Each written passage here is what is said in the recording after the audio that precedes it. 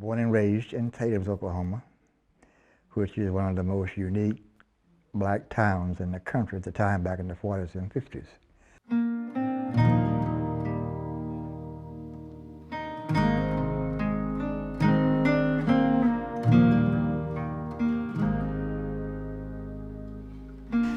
Well, I was amazed that the calves knew their name. Each calf had a name. They knew their name. When we get the cows brought up in the evening from bringing them from down here into the barn, we'd call the calves, Sally, come out there. That calf would come out. Susie, come on. She'd come out. They all knew their name. They followed the direction of their name. I thought it was amazing.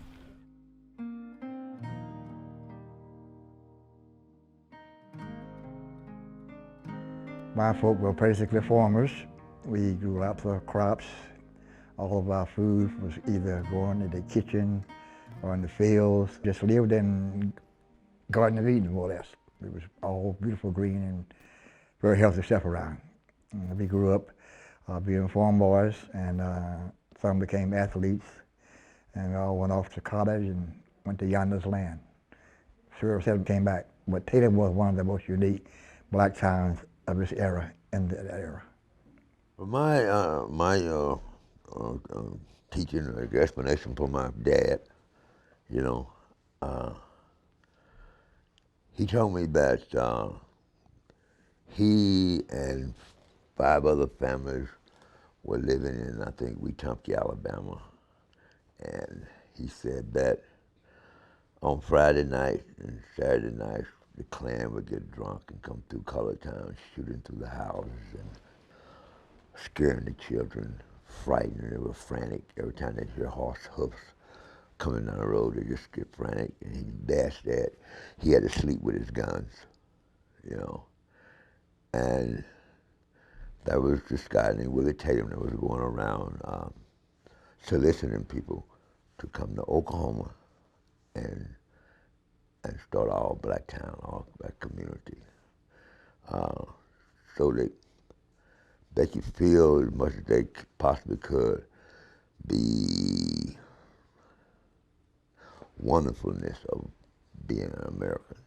So for the most part, initially, there were blacks and Indians in this territory. They came from all parts.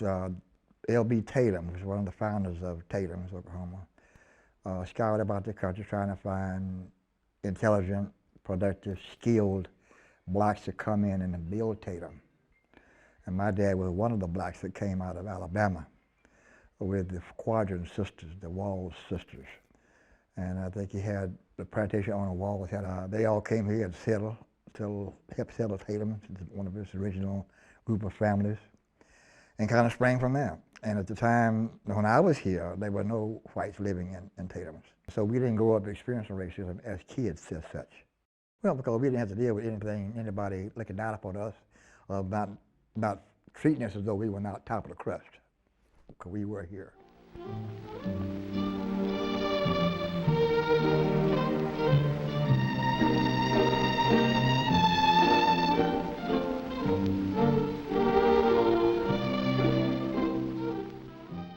So there's a faction of our nation who doesn't want that ugly side of American society exposed for what it is and was. Yeah.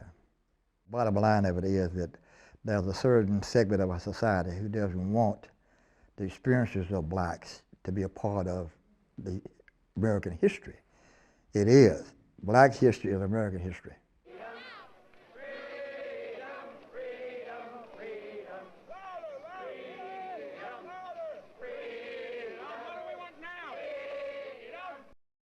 The first year we integrated, I had never been around another race of people. There was a lot of racial tension. They cannot be separate or equal. If they're equal, they're one. If you're separated, there's got to be a difference. And the difference was there was supposed to be equal funding for education, equal provisions, equal opportunities, but there wasn't. There never was. That was just a political gimmick. And so, how urgent do you think the threat is of white supremacy in America today? 49%. Prejudice is a grown-up disease, and we need to stop using kids to spread it. People just don't come out the womb wanting to be a racist. It's taught. You know, it's taught. So does white supremacy scare you? No. No. Why is that? Why does it not scare you? Because any man can do, for the most part, what he wants to do if he's determined enough and commits himself to it and perseveres until it's done, despite the odds. Blacks have always done that through the ages. More time now, we want a clear pathway to the future. And you don't have to have it. It's good if you had it, but it's not required to excel.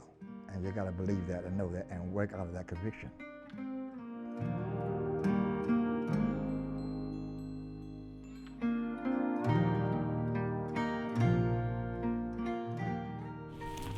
We used to come down here and play. That pump used to be pumping up and down. We used to climb up there and ride it like a horse. Yeah. You had a legs cut off.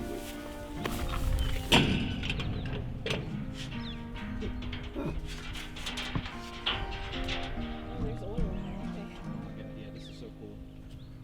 Wow. So that's why we didn't get paid. We didn't feel we were impoverished at all in Tatums. That was all we knew from back at the time. That was all we knew. So that was our world. Yeah. Tatum was being prosperous because of black gold, because oil was found on Tatum soil soon after it got founded. And others wanted to come in and push us out and take over. And we wasn't having it, you know. So they joined us a force because we were of all black town. And it was known if you came in here and did the wrong thing, you get shot to death. Yeah, so the people that do it. And so, the KKK was aware of that. Oh yeah, oh yeah, oh yeah, yeah. They knew of Tatums as a place to. They knew the place to stay away from. Yeah.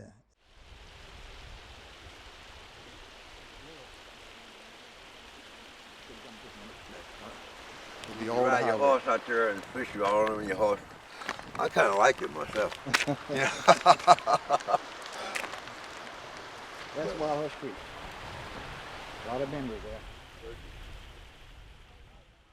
You worked hard all day, you went to school all day, and you came home and you went to bed, you got up, got to get breakfast, you milked the cow, slapped the horse, fed the chicken, drove the pasture, came back, went to school, came back. That was the routine. They gave a good foundation for what family was all about, what togetherness was all about, and what being somebody was all about. Because it doesn't keep you from being what you could be here. But nobody stopped you from being what you could be here. Yeah. And we had Bible studies there. We studied books there. We read books together, and you know, we challenged each other about the meanings of the word. So all that came out of the kind of close-knitness that was foundation established in Tatums, Oklahoma. Yeah, yeah.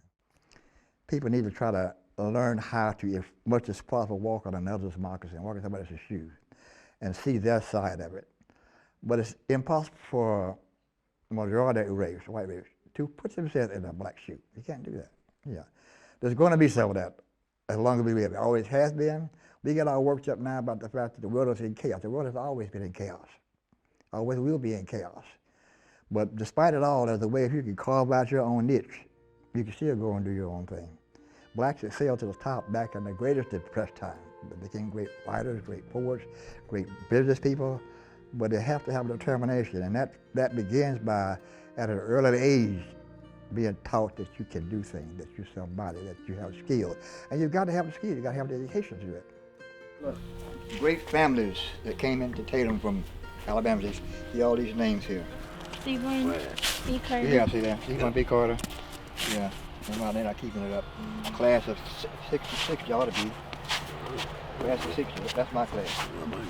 That's my name. That's your grandpa's name. Yeah. Grandina, there, Seeley.